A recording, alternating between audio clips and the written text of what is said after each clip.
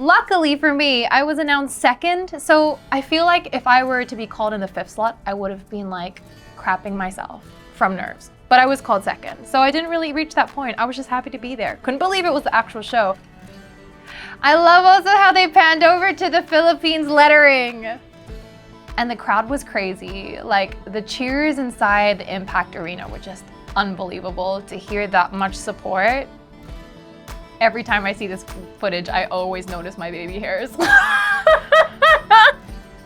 That's me doing a bad job with my hair. We were told that we have 30 seconds to say something about ourselves to the world, or to the judges. And that came with a lot of pressure because like in 30 seconds, that's like a gasp and a breath and it's over. So when I was thinking about what I wanted to say, my core of why I was there was always my charity work. So I just started to play with the thought of what if our country's children had the same type of support that, say, I was receiving in competing and achieving my dream. So this happened straight after opening statement. And you know what, I was a little bit nervous here because that's like a 50% cut. That's from 20 to 10.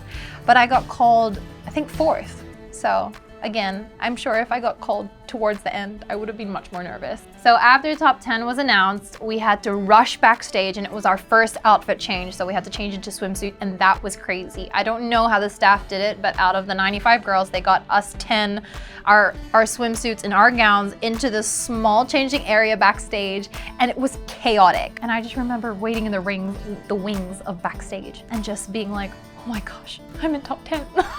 I loved our swimsuits. And just a bit of trivia, because during rehearsal, only 2 of those beautiful capes were available, so I never actually got to practice in a cape. When I walked down on stage, it was my first time ever using the cape or the sarong.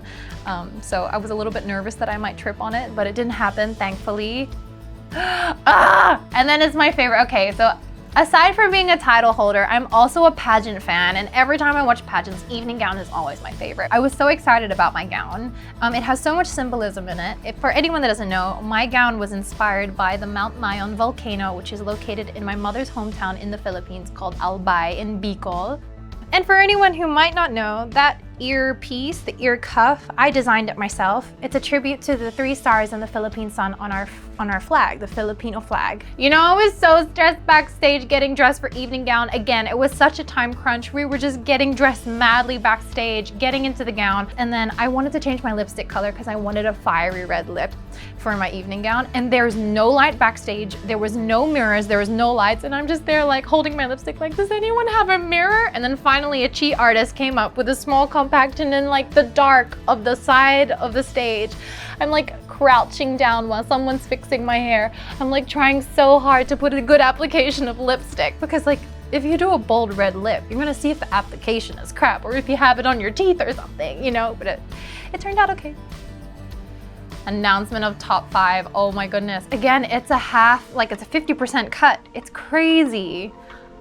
And the caliber of the girls were just amazing. Really, like, I was in such good company up there. If there was any moment in my whole journey that I felt like, oh my goodness, this is destiny, this was one of them. Because out of all the top 5, everyone was in a neutral silver or gold bedazzled dress, and I'm the only one in color, and I'm announced in the middle. So like when it was top 5, there was just me in the middle in this bright red dress, and when I like looked around, I was like, oh my goodness. Like it was one of those moments that gave me goosebumps. Of course, I got the question about legalizing marijuana, what my opinion was, and to be honest, I was quite scared of the question. Why? Because coming from the Philippines, we are not open to any sort of drug. So it was a very loaded question for a Filipina to answer. And so the first thing that I felt like, okay, the less I say, the better. And so my answer was quite short. And that's why I got so nervous, because people who know me, they know I speak so much. And I had only said 2 sentences. And so when I had walked back after my top 5 Q&A, I was like, did I even say enough? Imagine this is the time I'm nervous. Like this is the first time during the whole night that I'm literally doubting if I'm gonna progress. And I got called first for the top 3. And so I'm incredulous. It's just insane. Top 3 of this universe. That's ridiculous. Honestly, I was the first one to be called up to answer with Steve. And so any thinking of like, how should I approach this? How should I deliver? Like it went out the window. So when I was asked the question, It was about a life lesson. So I thought instantly, like, what has changed my life? And it's really charity work that changed my life. And so when I started speaking, I don't think I even breathed. I just like kept talking and talking and talking. And so when I got to the end of my answer, I was like, thank you. I like ran out of breath already. And then it was my favorite part of the night, which is I'm gonna be able to walk with Neo. Okay, the reason that I fangirl so much over Neo is when I was around 14, 15 years old, I had a huge R&B music phase. So artists like Usher and Rihanna, and of course Neo, I was super, super in love with his music. It was practically the soundtrack of my 15-year-old self. And then of course I'm the first one out.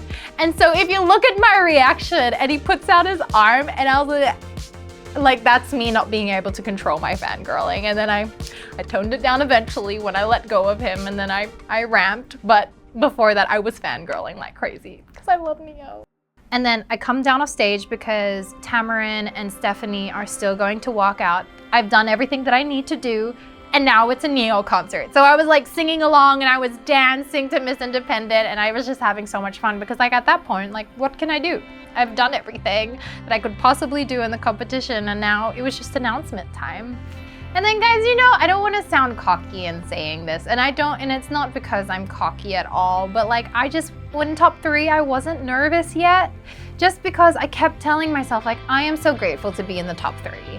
I didn't ever feel like, okay, they have to call me, otherwise I'm gonna be shattered. Oh my gosh, I don't wanna lose. Like, I never had that kind of mindset. Like, I was like, you know what, I'm just grateful. Really, really grateful that out of 95 countries of amazing women, like, I'm in the top 3. So when I was standing there in top 2, there's always that whole pageant superstition of whoever has their hands on top is going to win.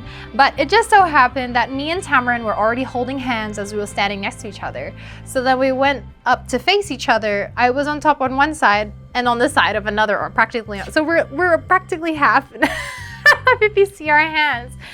And yeah, I don't know. It was crazy. The cameraman was circling us. The lights went dim. It's that music that just like makes you feel all the feels. And I don't know. I was just really grateful to be there. If you see my face, like I'm not even nervous. I'm kind of just like, you know what I mean? It was weird. I can't even take myself back to there because it was like, how do you even process what's happening? But of course, when Philippines was announced, I didn't cry. I think because I was just so happy. And I was actually, what you're supposed to do when you win, we were told that you're supposed to walk on one side of the stage and then on the other and come back to center. I just kept walking because like my mind was blank.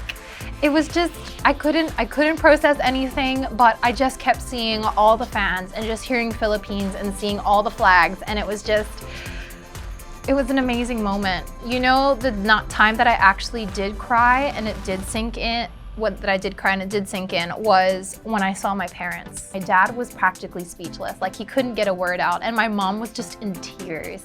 And she's like, I can't believe you did this, honey. I dreamed it would happen. I can't believe you did it. And that's the moment when I realized like, oh my goodness, like I just won Miss Universe.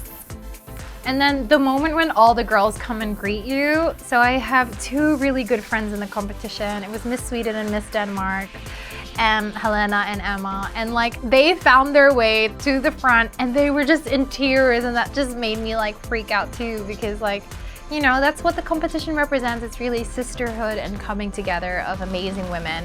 And to be able to share that moment with all of them was just fantastic.